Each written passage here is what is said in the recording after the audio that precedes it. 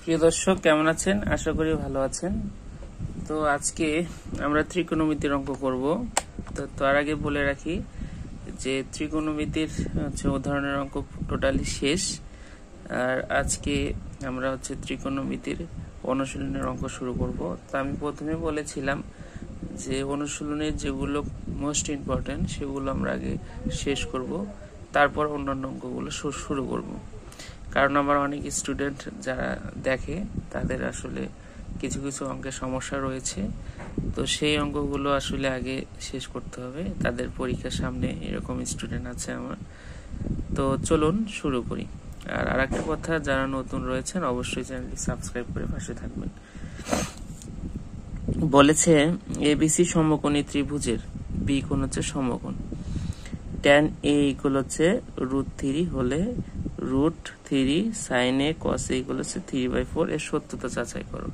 অর্থাৎ এটা আপনাকে প্রুফ করতে হবে। তো চলুন শুরু করি। তার আগে একটা দরকার এখানে যে আমাদের একটা ত্রিভুজ আঁকা প্রয়োজন। আমরা যদি একটা ত্রিভুজ আঁকি, সমকোণী ত্রিভুজ যেহেতু বলেছে আমরা সমকোণী ত্রিভুজ আঁকবো। এটা হচ্ছে এ, এটা হচ্ছে বি, এটা সি। বি কোণ হচ্ছে সমকোণ, ঠিক আছে। এখন দেখুন ত্রিভুজ আমরা এঁকেছি। এখন দেখুন দেয়া আছে কি, যে দেওয়া আছে কি, দেওয়া আছে দেখুন যে tan a ইকুয়াল হচ্ছে √3, তাই না? আচ্ছা, tan a ইকুয়াল হচ্ছে √3। তাহলে দেখুন আমরা যদি এভাবে লিখি যে tan a ইকুয়াল হচ্ছে √3/1, এটা লেখা যাবে তো, তাই না? √3 নিচে সব সংখ্যার নিচে 1 থাকে, তাহলে এটা লেখা যায়। তো এখান থেকে দেখুন tan মানে কি, tan মানে হচ্ছে লম্ব বাই কি ভূমি, tan মানে হচ্ছে লম্ব বাই ভূমি। তাহলে আমরা এখান থেকে লিখতেই পারি যে লম্ব এবিসি ত্রিভুজে লম্ব এবি ইকুয়াল হচ্ছে √3 এবং ভূমি বিসি ইকুয়াল হচ্ছে 1। তাহলে আমরা এখানে বসাই দিতে পারি, এটা হচ্ছে বসাই দিতে পারি, তাই না? আচ্ছা, তাহলে দেখুন আমরা tan থিটা থেকে কিন্তু লম্ব ভূমি বের করে ফেলেছি এই ত্রিভুজের। এখন আমার দরকার কি, এসি।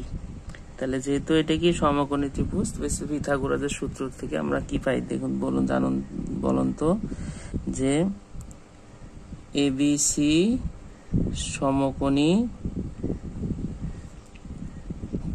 ত্রিভুজ যে পিথাগোরাসের উপপাদ্য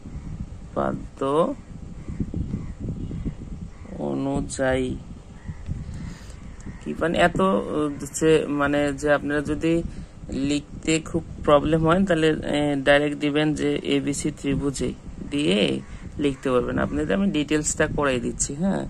তাহলে কি পান আপনি, যে সমকোণী ত্রিভুজে লম্ব স্কয়ার প্লাস ভূমি স্কয়ার ইকুয়াল হচ্ছে অতিভুজ স্কয়ার।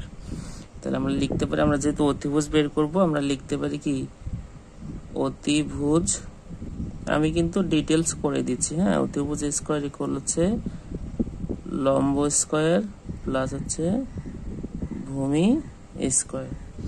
তাহলে অতিভুজ কি আপনার এসি, এসি স্কয়ার ইকুয়াল কি, লম্ব হচ্ছে AB square plus BC square.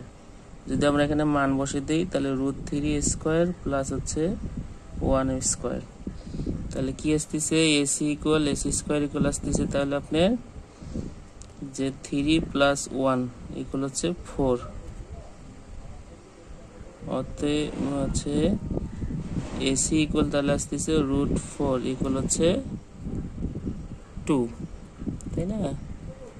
আচ্ছা, এটা গুলো আসতেছে হচ্ছে এসি স্কয়ার ইকুয়াল আসতেছে 2। তাহলে আমরা এসি মানে দিতে পারি হচ্ছে 2, হ্যাঁ। এসি স্কয়ার না, এসি ইকুয়াল আসতেছে হচ্ছে 2। তাহলে আমরা লিখতে পারি এসি ইকুয়াল হচ্ছে 2। এখন দেখুন এখানে আমার চাইছে কি √3 sin a কস এ। এখানে কিন্তু একটা বোঝার বিষয় আছে, তাহলে আমরা লিখি আগে লেফট হ্যান্ড সাইড। আচ্ছা, লেফট হ্যান্ড সাইডটাকে তুলে রাখি। হ্যাঁ, left hand side √3 sin a into cos a। এখানে দেখুন, তাহলে এটা আমরা 2 পাইছি, √3 পাইছি, 1 পাইছি। এখন আপনাকে বলছে √3 sin a, মানে এই কোণের সাপেক্ষে।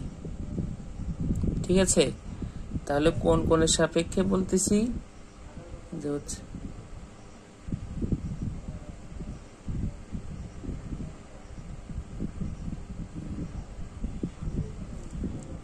আচ্ছা, তাহলে এখানে হচ্ছে আমরা কি জানি যে √3 sin a ইকুয়াল হচ্ছে cos a। তাহলে এখানে আমরা কি লিখতে পারি বলুন তো? সাইন মানে কি?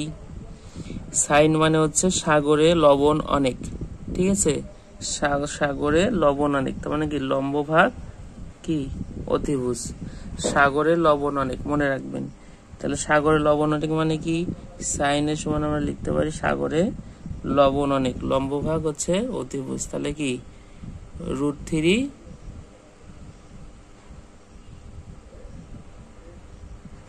ভাগ হচ্ছে অনেক, অনেক তো হচ্ছে কি 2, আর কসে কি কবরে ভূত অনেক, ভূমি ভাগ কি অতিভুজ,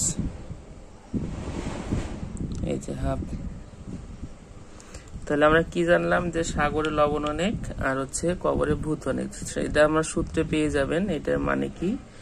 তা সাইন মানে হচ্ছে √3 ভাগ 2 আসলো, তাহলে মানে লম্ব ভাগ অতিভুজ, লম্ব ভাগ অতিভুজ, আর কবরে ভূত অনেক ভূমি ভাগ অতিভুজ। তাহলে এখানে আপনি যদি করেন তাহলে দেখুন এখানে কি আসতেছে 4, নিচে এটা গুণ করলে 4, আর এটা গুণ করলে কি √3 করলে কি দুইটা √3 সমান হচ্ছে 3 লেখা যায়।